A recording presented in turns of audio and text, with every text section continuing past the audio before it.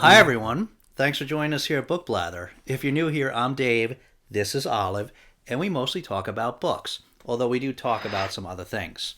So, it's been a few weeks again, so we're sorry about that. We have been coming up with a lot of ideas of things we want to talk about. That list just keeps getting longer and longer, but we actually need to sit down and film the videos. So, there is a lot coming. But today we wanted to start something that we had mentioned in a recent video that we were going to be starting. And this is a new series we wanted to do about totalitarian novels. So there's not going to be any specific schedule for this. We're just going to do these periodically in between everything else. And this is a series we wanted to do because, what do we mean by that? We're talking about novels that present us with societies that are run by governments that exercise control essentially over everything, right? Both public and private. These are very powerful governmental bodies that often a single individual in the form of an autocrat, but at least these powerful authoritarian government entities where they control the society at large so that people just generally there's no room for really opposition or dissent, and everybody just really needs to go along with what the government says and what the government requires you to do. And so we thought this is a series we want to do now because we think it's something that's important to talk about today in light of really on a global scale, this increasing trend towards an affinity for autocratic leaders and a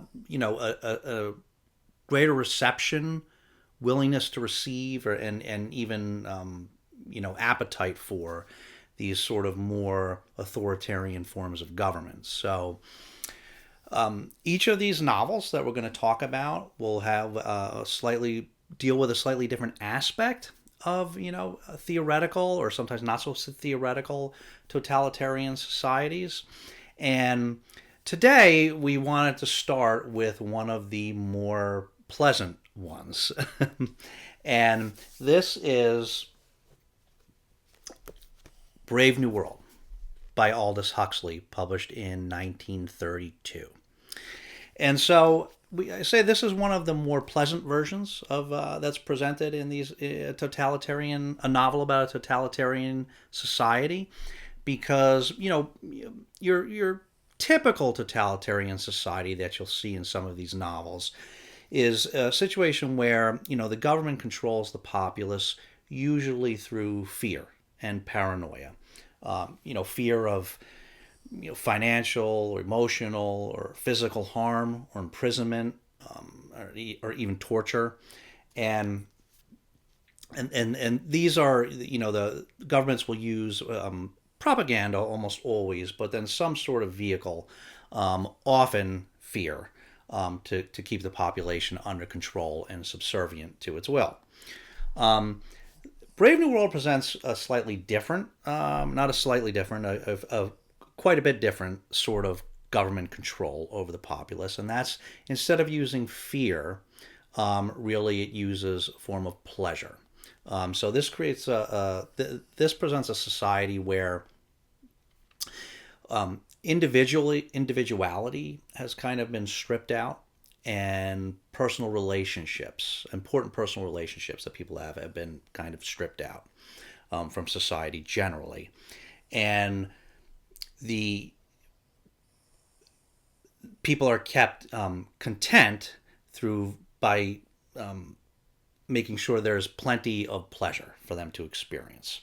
And so by doing so, everybody is kept happy and content, and so they don't aspire to any greater ambitions as individuals. So I am going to talk about this book a bit, because this isn't the kind of book that you can the plot. There's not really a type of plot that you can spoil.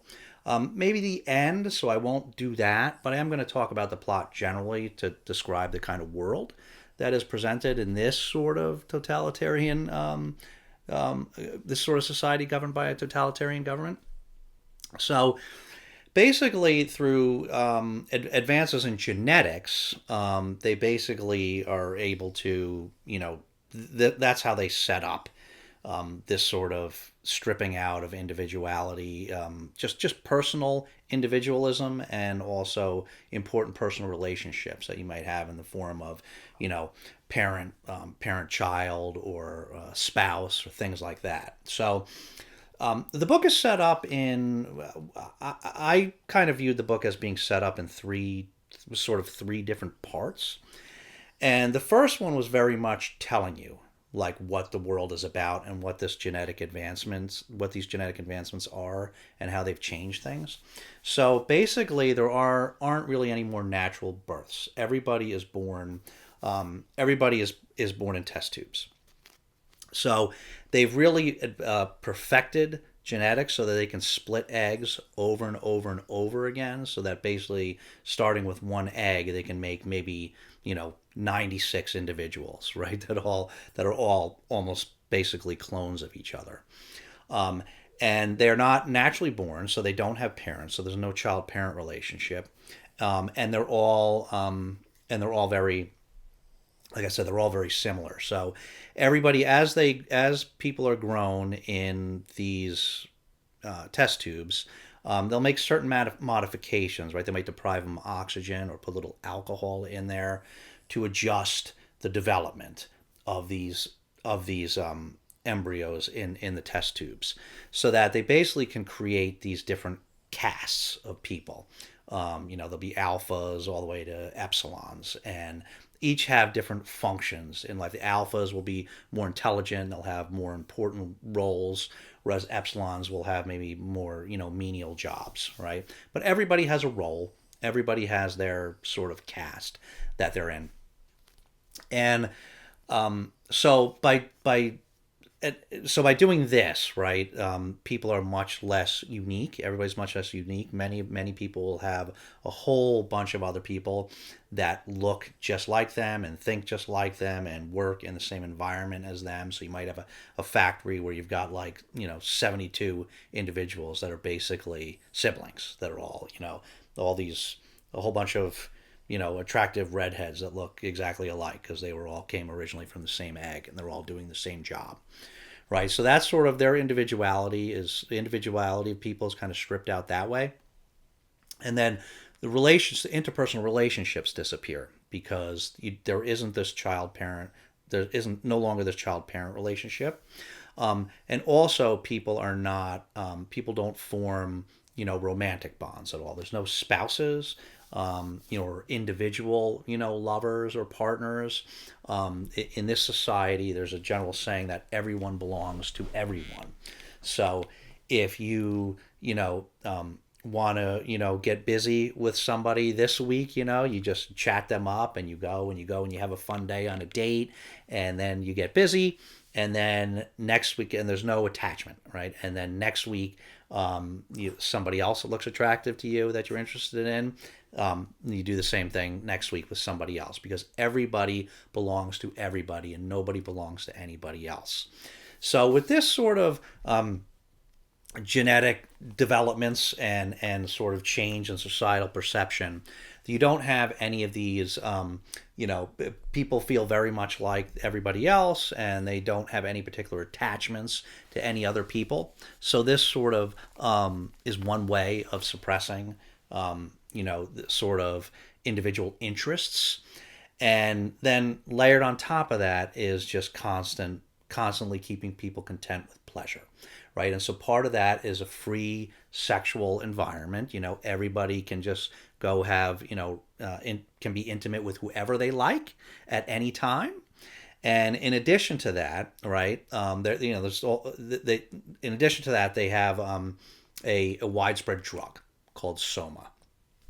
And these are taken almost as like vitamins, depending how you're feeling and what you want to do that day. But these are to give you little temporary, vacations on a regular basis, right? So everybody is freely being intimate with whoever they like and regularly taking soma like every day. And so this sort of cocktail of constant availability of sex and drugs pretty much keeps everybody, and entertainment, keeps everybody content and happy. And so it's a pretty interesting approach to how to control society that is a little bit different than your typical story. So as I mentioned, the book to me was really kind of separated out into three parts. Where in the first part you're kind of it's kind of neat the way it's done. You see, there's this director that's taking a bunch of students around this hatchery and kind of explaining to them about how all this works, about how the babies are born, but then also some of the things that then how they're raised after that. So, for example, their babies they get engaged in certain practices to make them not want to read.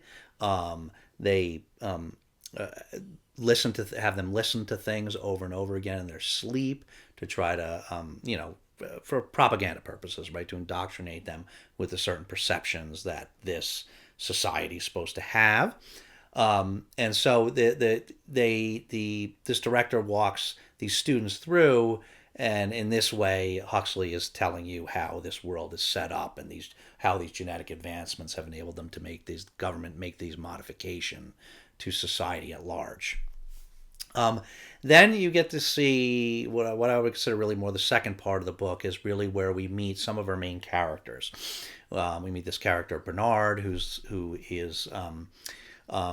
he's up there, but he's a little bit different. There's like a rumor about like somebody putting a little alcohol in his test tube or whatever.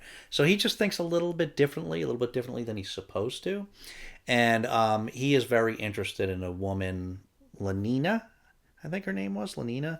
It was a little bit ago that I read this, but her name was Lenina. She's very desirable. He's really interested in her, and so you see some of this this sort of free dating and relationship stuff that goes on between the different people, the different friends and love interests. But then because Bernard is interested in Lenina and he takes her on this special trip, that brings us into sort of the third aspect of the novel, which is sort of the challenge to this form of societal control, which is where Bernard takes Lenina to a reservation. It seems to be like an Indian reservation, where I won't get into all the details, but where somebody had been left and another main character, John, had been born, and this is outside of the totalitarian. This is on a reservation that is not subject to the totalitarian government that we were just talking about. And so this John gets brought back with them into the rest of into general society, really almost as an experiment to see what'll happen. And John has lived how normal people that don't live in this sort of society live. He's just been raised normally, and he's had access to books, quotes Shakespeare all the time, and has a sense of individualism and morality that is different than this society, this totalitarian run society that he's interjected to. And so you see how he reacts to it and what happens with all of that. So it is pretty neat the way it's a very different style of narrative where you have, like I said, what I would consider these three parts. One is kind of just through the director's discussions with his students, kind of setting up the world for you, and how this world has been with these genetic advancements has been set up differently. Then how you get to see it in practice among the people in the second part, and then this last part where you get this character that comes in from the outside, and reacts, and how they would how it would be for them and how they would react in this sort of situation, when they've never known anything like this before. So it was a pretty good I think it was a pretty good telling of this sort of society and this sort of way that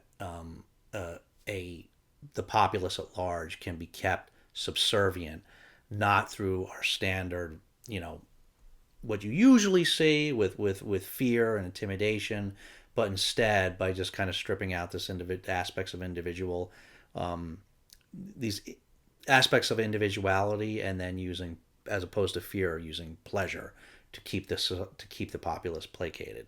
So, it's obviously it's a very famous, well respected book, and we would recommend it. But let us know what you think. Let us know if you've read this, or and what your thoughts on it were, or if you have, if you think you might read it. We'd be curious. We'd be curious to hear what you think after you're done. So.